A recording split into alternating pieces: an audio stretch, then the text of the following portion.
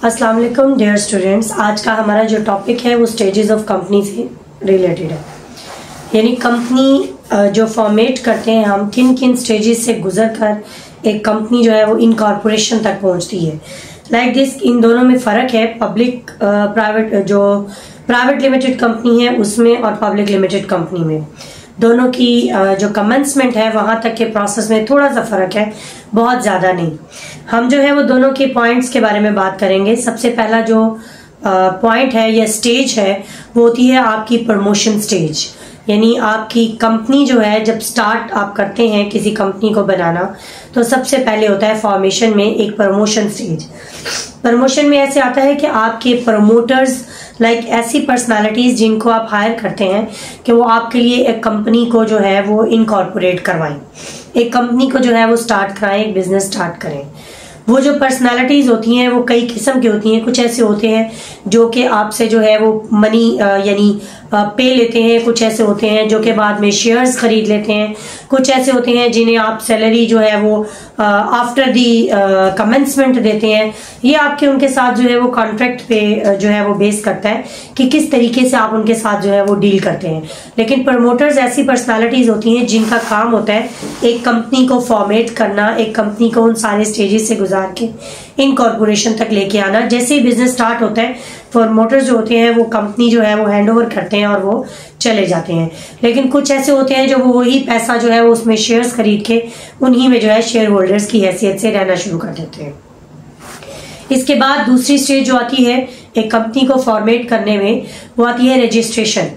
Registration का अगर हम देखें तो रजिस्टर्ड करवाना, तो एक कंपनी को रजिस्टर्ड करवाने के लिए 3 डॉक्यूमेंट्स की बहुत ज़्यादा ज़रूरत होती है जिनके बगैर पॉसिबल नहीं है कि आप एक कंपनी को रजिस्टर्ड करवा सकें। यहाँ पर भी थोड़ा सा फ़र्क है। पब्लिक के लिए 3 का होना बहुत ज़्यादा ज़रूरी है, लेकिन प्राइवेट में 2 डॉक्यूमेंट्स भी जो है उसके बिना पर भी फॉर्मेशन हो सकती है, लाइक रजिस्ट्रेशन हो सकती है। जो पब्लिक कंपनी है उसके लिए AOA यानी article of association, MOA memorandum of association and prospectus, इन तीनों का होना बहुत ज्यादा जरूरी है। और प्रमोटर्स ऐसी पर्सनालिटीज हैं जो इनको तैयार करवाती हैं इन डॉक्यूमेंट्स को, क्योंकि उन्होंने कंपनी को रजिस्टर्ड करना होता है।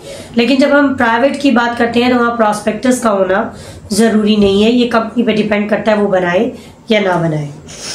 रजिस्ट्रेशन के बाद आपका जो नेक्स्ट स्टेप आता है वो आता है आपको सर्टिफिकेट का जारी होना। सर्टिफिकेट की स्टेज, यहाँ पर आपको सर्टिफिकेट एक दे दिया जाता है तो वहां पर जो प्राइवेट कंपनी है वो अपना बिजनेस स्टार्ट कर सकती है। लेकिन जब आप पब्लिक की बात करते हैं तो उसे कैपिटल जो सब्सक्रिप्शन है वो शो करनी पड़ती है कि कितना है, और उसके लिए क्या जरूरी है, प्रॉस्पेक्टस। प्रॉस्पेक्टस में जो चीज लिखी होगी कि इतने कैपिटल से ये स्टार्ट कर रहे हैं उसका होना, उस स्टेज का फॉर्मेट होना, उस स्टेज का आगे जाना, वहां से कंपनी का रजिस्ट्रेशन में आना, ये बहुत ज्यादा जरूरी है। इसके बाद जो है उनको इजाजत होती है कि वो अपनी कंपनी के बिजनेस को स्टार्ट कर सकते हैं, अदरवाइज नहीं। तो ये हमारी जो है वो क्या है वो स्टेजेस हैं। और अगर हम इन स्टेजेस से गुजरने के बाद हम जब इनकॉर्पोरेशन में आ जाते हैं तो फिर इससे अगली बात कि एक इनकॉर्पोरेटेड जो कंपनी है यानी जो रजिस्टर्ड कंपनी है जो कि 2017 के एक्ट के मुताबिक जो है जिसको आपने रजिस्टर्ड करवाया है, तो उसकी फिर आपको क्या क्या कॉन्सिक्वेंसेस मिलते हैं यानी क्या नताइज मिलते हैं, यानी उस कंपनी की क्या औकात हो जाती है। उसमें सबसे पहली बात कि उस कंपनी की एक लीगल एंटिटी हो जाती है। लीगल एंटिटी की डिटेल में बात हम जो है वो डेफिनेशन एंड मीनिंग जब हमने कंपनी के किए थे तो उसमें किया था। आज सिर्फ इतनी ही बात, लीगल एंटिटी मतलब कानूनी हैसियत में कैन सू एंड बी सूड, यानी ये दावा कर भी सकती है और इस पर दावा किया भी जा सकता है। And the second is on debts, ये अपने नाम पर कर्ज ले सकती है। जब इसको लगता है कि कंपनी का सरमाया कम है तो ये डिबेंचर्स इशू करके, ये शेयर्स को बेचकर ये क्या कर सकती है कि अपने सरमाए को बढ़ा सकती है।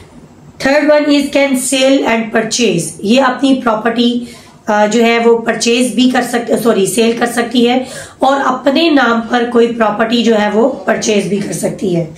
इसके बाद आती है कंट्रेक्चुअल कैपेसिटी, यानी कंपनी के पास एक ऐसी कैपेसिटी हो जाती है इनकॉर्पोरेशन के बाद कि कंपनी अपने नाम पर किसी और के साथ कॉन्ट्रैक्ट कर सकती है, लाइक ट्रेड में या किसी माल को लेने देने में या डिबेंचर्स की सूरत में या किसी और मुआहदे की सूरत में कॉन्ट्रैक्ट भी कर सकती है। इसके बाद बोरोइंग यानी इसके पास ये औकात हो जाती है, इसकी ये पर्सनालिटी हो जाती है, इसकी ये एंटिटी हो जाती है, या आप कह सकते हैं कैपेसिटी हो जाती है कि ये क्या कर सकती है कि उधार भी ले सकती है अपने नाम पर।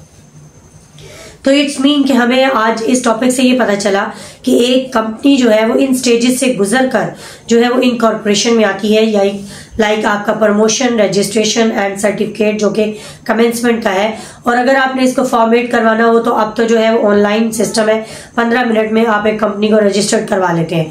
फिर उसके अगली बात कि आपको रजिस्ट्रेशन में कुछ डॉक्यूमेंट्स की जरूरत होती है, उन तीनों के बारे में हम वन बाय वन जो है वो डिस्कशन करेंगे। और इसके बाद कि भाई इन सब करने के बाद अगर इनकॉर्पोरेशन में आप आ जाते हैं तो आपके कॉन्सिक्वेंसेस क्या होंगे कि एक कंपनी को उसकी लीगल एंटिटी किस तरह से मिल जाती है, कि उसके कौन कौन से नताइज इसको मिलते हैं। तो वो आज हमने जो है अपने इस टॉपिक में डिस्कस किया।